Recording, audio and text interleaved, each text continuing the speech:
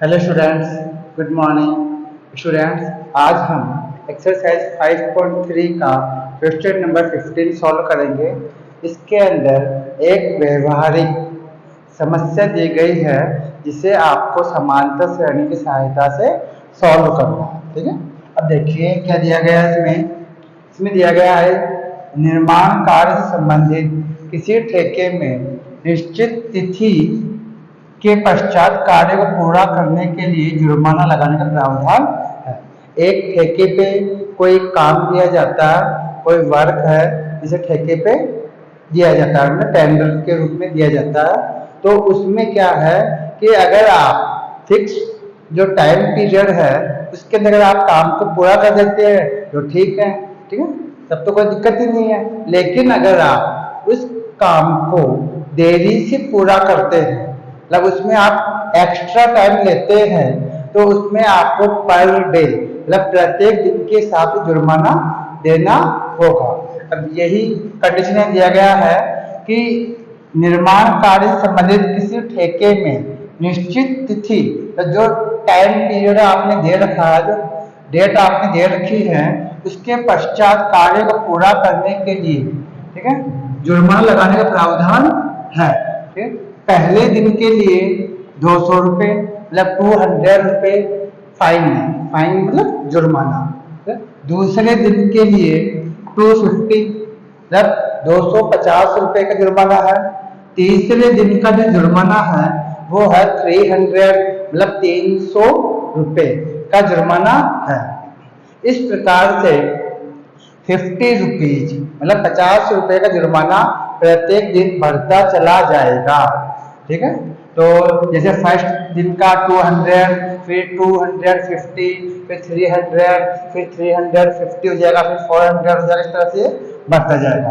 अर्थात प्रत्येक उत्तरोत्तर दिन मतलब आने वाले दिन का जुर्माना अपने ठीक पहले दिन के जुर्माने से 50 रुपीज मतलब 50 रुपये अधिक है। मतलब जो अगले दिन का जो जुर्माना होगा वो पहले वाले दिन के जुर्माने से 50 रुपये मतलब 50 रुपीज अधिक होगा, मतलब ज्यादा होगा।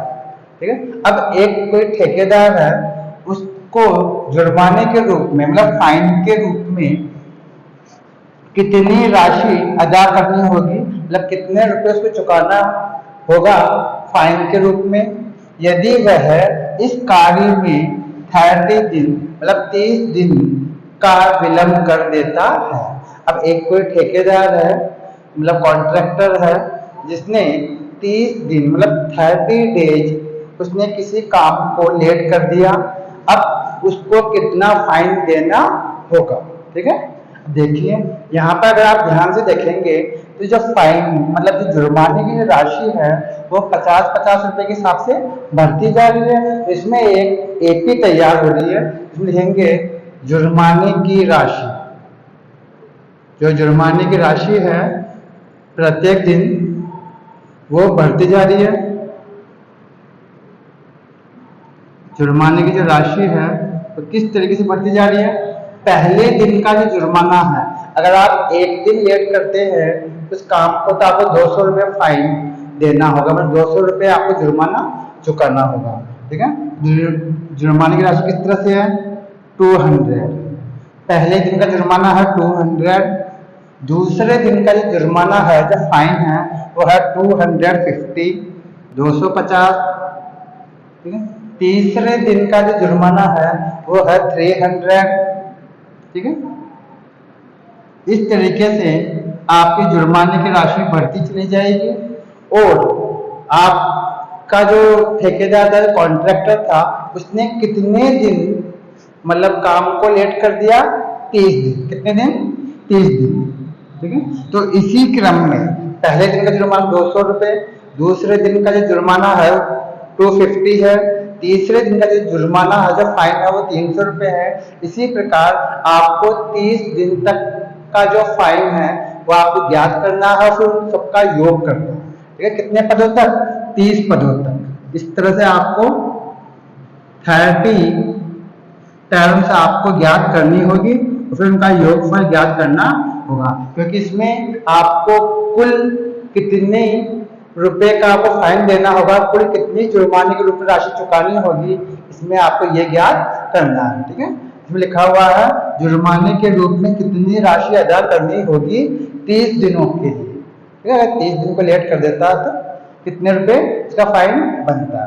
समझ में आ गया यहाँ तक? तो आप ध्यान से देखेंगे, एपी बन जाएगी। इसका प्रथम पद 200, दूसरा जो पद होगा 250, तीसरा पद 300 होगा। इसी क्रम में हम 30 पदों तक मतलब 30 दिनों तक के जुर्माने की राशि ज्ञात करेंगे, तो उनका योग करेंगे। ऐसा तो पॉसिबल है नहीं कि हम सारे के सारे पद लिखे फिर उनको ऐड करें। ठीक है, इसमें यहाँ पर आप ध्यान से देखेंगे तो यहाँ पर एक समांतर श्रेणी मतलब एक एपी तैयार हो रही है। ये जो पदों का जो क्रम है वो एक समांतर श्रेणी के रूप में आ रहा है, क्योंकि इनमें सब में बराबर अंतर है, सब में जो डिफरेंस है 50 रुपीज का ही आ रहा है। तो इस तरह से ये क्या बन गई, एक एपी बन गई। अब इसमें आपको 30 पदों तक का योगफल ज्ञात करना है। देखिए बड़ी आसानी से इसको कैसे सॉल्व करेंगे, ना समझ में आ गया? ठीक, इसमें साफ कर देते हैं।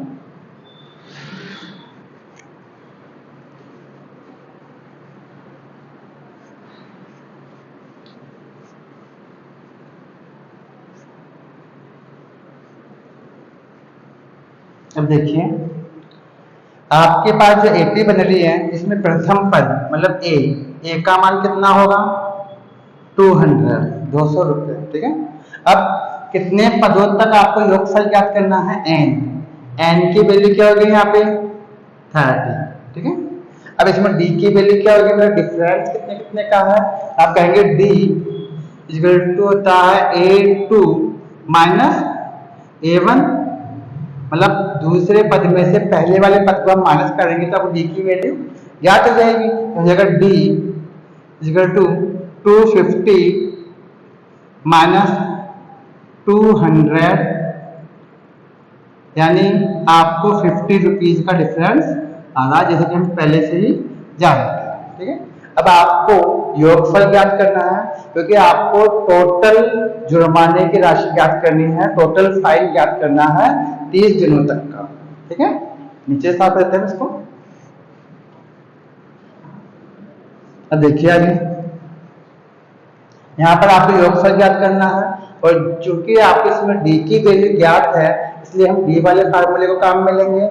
लिखेंगे यहाँ पे S N equal to n/2 into 2a plus n-1 into में डी। आपको फार्मूला जैसा कि ज्ञात है योगफल ज्ञात करने का, इसी फार्मूले से हम योगफल ज्ञात करेंगे। ठीक, तो एस एन मतलब एस 30, क्योंकि आपको 30 पदों तक का योगफल ज्ञात करना है। एन 30 अपॉन 2 इंटू ब्रैकेट में 2 इंटू ए की वैल्यू क्या 200 हो जाएगा, 200 प्लस एन की वैल्यू क्या 30 माइनस 1 इंटू में डी की वैल्यू क्या 50। कोई दिक्कत है यहाँ तक? अब इसको सॉल्व कर लेते हैं इस साइड, यहाँ सॉल्व कर लेते हैं इसको। तो जगह एस 30 इक्वल टू 30 में 2 का डिवाइड करेंगे कितना आएगा 15 इंटू में 200 का मल्टीप्लाई करेंगे 2 से कितना हो जाए 400 प्लस 30 में से 1 माइनस करेंगे 29 इंटू में 50 हो जाएगा एस 30 फिर 15 इंटू में हो जाएगा 400। अब 29 को आप 50 से मल्टीप्लाई करेंगे तो आपको प्राप्त हो जाएगा 1450 यानी 1450 प्राप्त हो जाएगा। ठीक है, अब क्या हो जाएगा एस 30 इक्वल टू जाएगा 15 इंटू में इन दोनों में आप ऐड करोगे तो आपको प्राप्त होगा 18 और 50।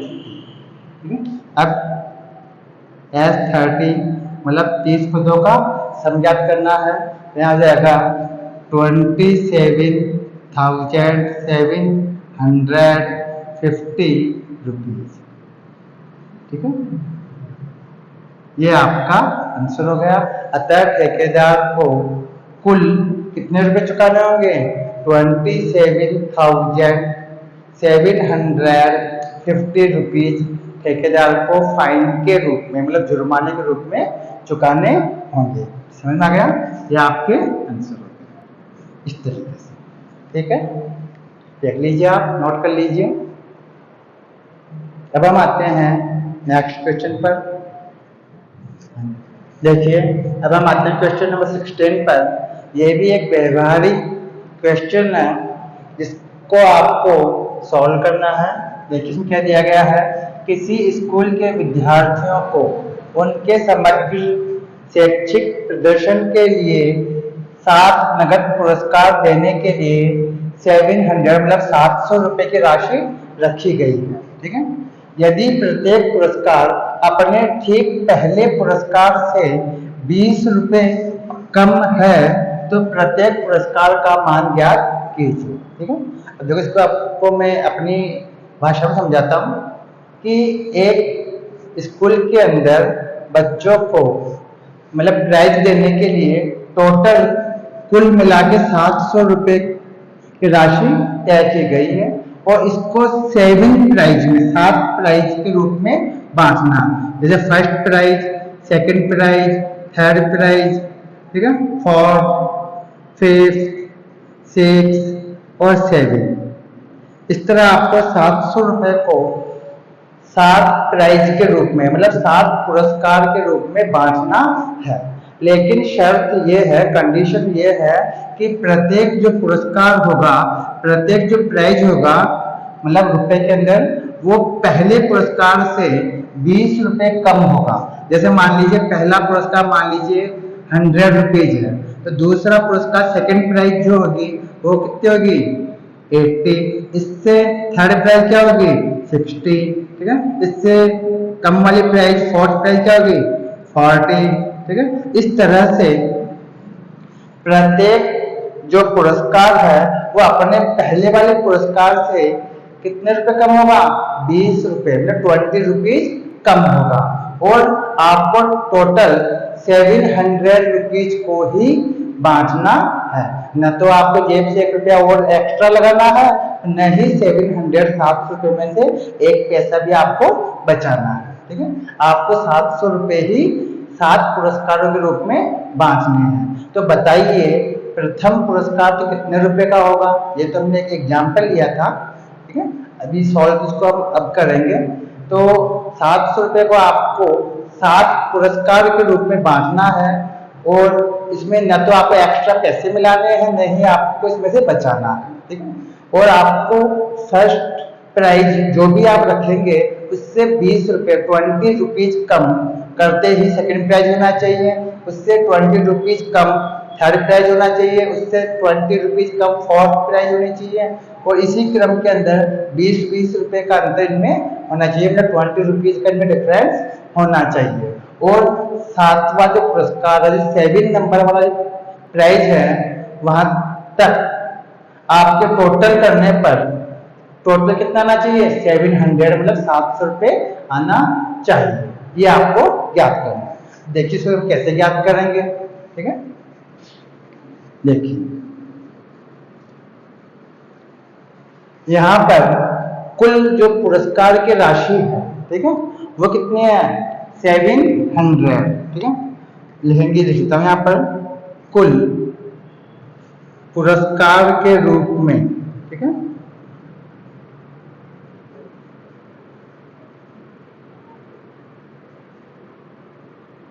पुरस्कार के रूप में दी जाने वाली राशि, दी जाने वाली राशि कितनी है? 700। 100, ठीक है। अब पुरस्कार आपको कितने देने हैं? 7 पुरस्कार देने हैं, ठीक है। कितने मतलब आपको प्राइज देने हैं? 7 स्टूडेंट्स को 7 पुरस्कार देने हैं। First prize, second prize, third, fourth, fifth, six, 7 इस तरह से आपको देने हैं, ठीक है। तो लिखेंगे पुरस्कार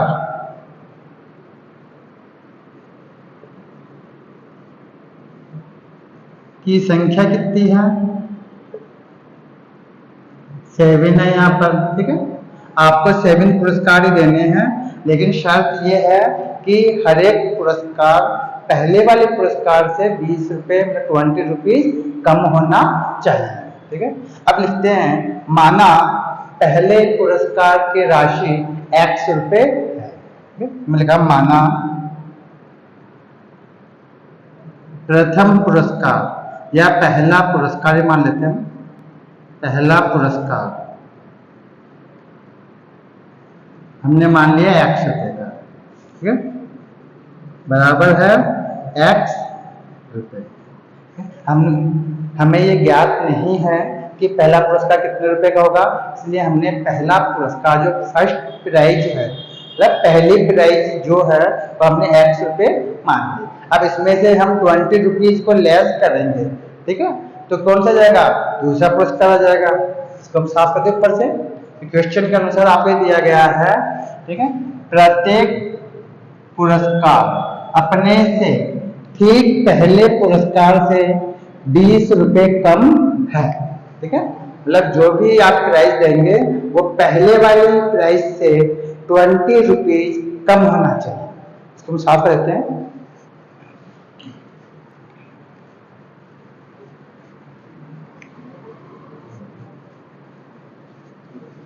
देखिए अब आगे, अब दूसरा पुरस्कार,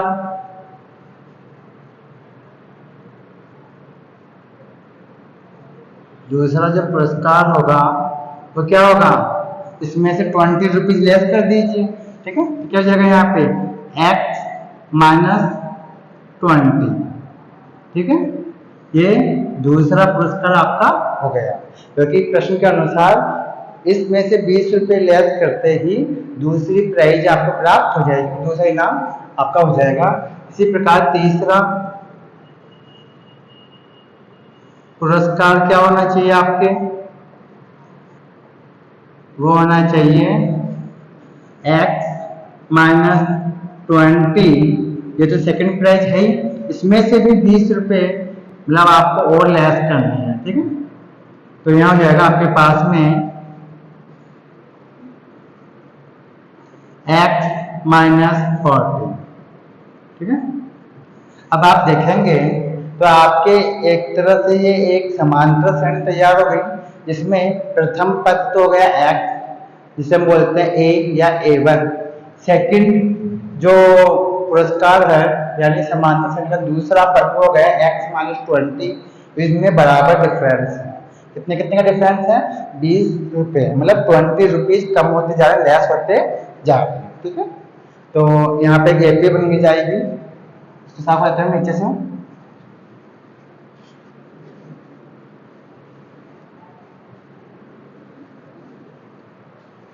ठीक है, अतः एक एपी तैयार हो रही है, इसके अंदर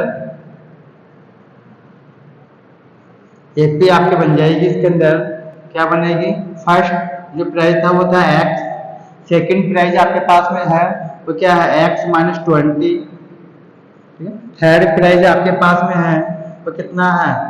x माइनस 40। इसी क्रम के अंदर आपके पास 7 पुरस्कार है, 7 पदों तक, ठीक है, 7 पदों तक ये पुरस्कार आपके जाएंगे, मतलब आपके पास 7 प्राइज आपको बांटने हैं अभी फिलहाल। तो यहाँ पे प्रथम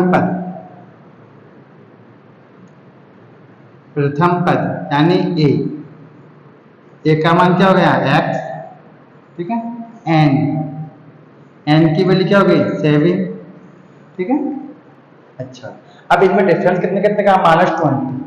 -20 मतलब 20 रुपीज हर मतलब जो प्राइस है वो क्या कम है, ठीक है। अगर आप A2 माइनस A1 भी करेंगे तो भी आपको -20 ही प्राप्त होगा।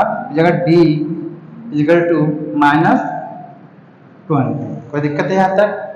अब इसके अलावा आपको कुल राशि जो इनाम के रूप में मतलब पुरस्कार के रूप में जो टोटल राशि आपको बांटनी है वो आपको ज्ञात है। इसे हम कह सकते हैं योगफल। ठीक है, लिखेंगे एस एन इक्वल टू कितना है 700। आपको टोटल 700 रुपीज को ही 7 मतलब प्राइज के रूप में आपको बांटना है। तो ये टोटल क्या हो गया आपका सम हो गया मतलब योगफल हो गया। समझा गया? अब आपको एक समांतर श्रेणी है जिसमें प्रथम पद आपको ज्ञात नहीं है। x मान लिया हमने, n की वैल्यू मतलब n का जो मान है वो कितना 7 हो गया। d डिफरेंस कितने कितने हो गया -20 का हो गया। और जो योगफल है वो कितना हो गया 700 हो गया। अब हम फार्मूला लगाएंगे योगफल वाला। साफ कर दे इसको।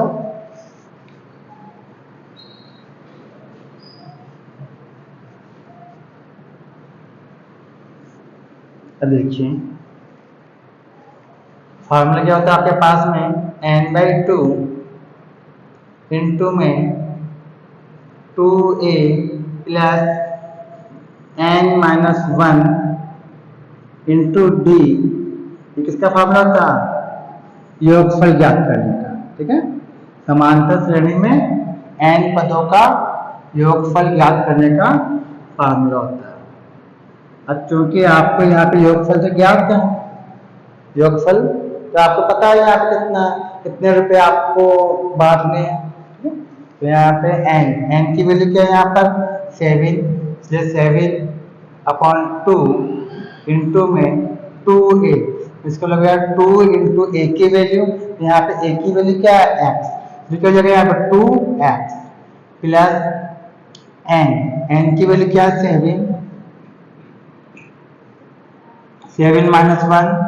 इंटू d की वैल्यू क्या है -20। लिखेंगे -20 इक्वल टू Sn मतलब योगफल कितना 700। साफ करें नीचे से। ठीक,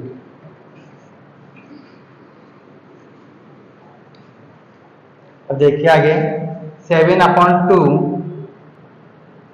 इंटू में 2x प्लस 7 में से 1 माइनस करेंगे कितना होगा 6। इसका मल्टीप्लाई करना आपको -20 से इक्वल टू 700 हो जाएगा। 7/2 इंटू में 2x, इन दोनों को मल्टीप्लाई करेंगे 6 को और -20 को, यहाँ जाएगा माइनस का 120। ठीक है, इक्वल टू 700। सीधे से मल्टीप्लाई करोगे आप, ये प्लस का है ये माइनस का क्या आएगा माइनस का 120। अब 7/2 है, इसको हम राइट साइड लेके चले जाते हैं डायरेक्ट वैसे ही। तो हो जाएगा 2x minus 120 equal to 700 into में 2/7। ठीक है, 7/2 था, इसको राइट साइड लेके जाएंगे 2/7 हो जाएगा। डिवाइड वाली संख्या मल्टीप्लाई में हो जाएगी, मल्टीप्लाई वाली डिवाइड के रूप में हो जाएगी। ठीक है, तो जरा 2x माइनस का 120 इक्वल टू 7 का डिवाइड में करेंगे 100 आएगा। 100 को 2 से मल्टीप्लाई करेंगे तो 200 हो गया 200। अब 120 लेके जाएंगे तो 2x इक्वल टू 200 प्लस 120। इन दोनों में क्या होगा ऐड होगा, तो जाएगा 2x इक्वल टू हो गया 320। अब इस 2 को लेके जाके राइट साइड में x की वैल्यू आपको ज्ञात हो जाएगी। x इज इक्वल टू 320/2 तो x इक्वल टू हो गया 160। ये आपने x की वैल्यू जो ज्ञात की है, ये क्या है, प्रथम पुरस्कार है। अब जैसा कि क्वेश्चन के अनुसार दिया गया था, क्वेश्चन में आपको ज्ञात था कि प्रत्येक पुरस्कार पहले वाले पुरस्कार से 20 रुपीज कम करने पे प्राप्त होगा। ठीक है, अतः ठीक है, मतलब 7 पुरस्कार की राशि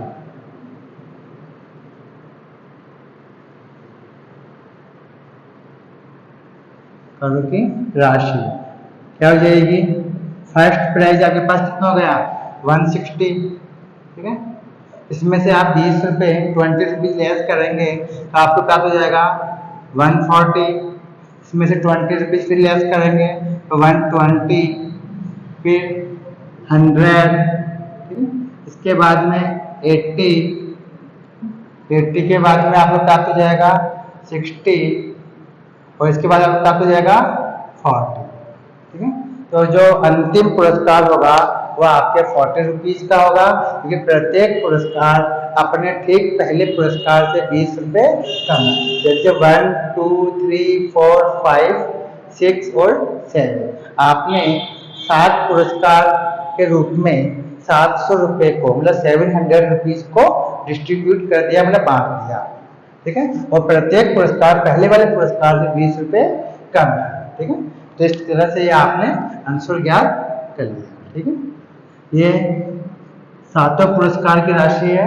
first prize, second prize, third prize, fourth, fifth, six और 7। तो लास्ट पुरस्कार होगा वो 40 रुपीज का होगा, जबकि प्रथम पुरस्कार जो फर्स्ट प्राइज होगा वो 160 रुपीज का होना चाहिए।